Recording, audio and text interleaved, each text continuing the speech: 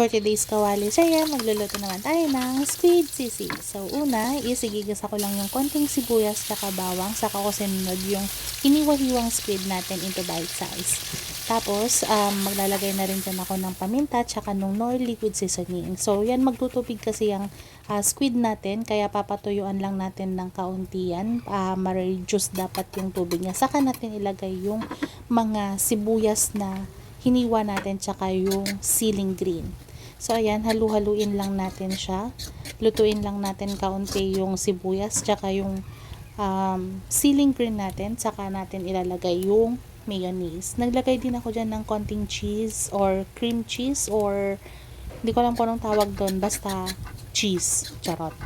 So, ayan. Pwede namang hindi isama dyan sa pagluluto yung mayonnaise tsaka yung cream cheese. Pero sa akin kasi isinama ko na siya para hindi siya mabilis masira. And, ayan. Maglagay na rin ako dyan ng itlog. 2 itlog yung nilagay ko para hindi naman ma-overpower nung itlog yung ating squid.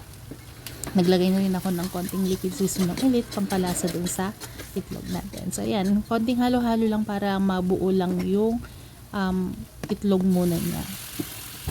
So, yan. Halo-halo lang natin siya hanggang sa tuluyan na siyang maluto. So, ayan. Ready to serve na, guys. Ayan ang ating squid sisig. So, happy eating, everyone!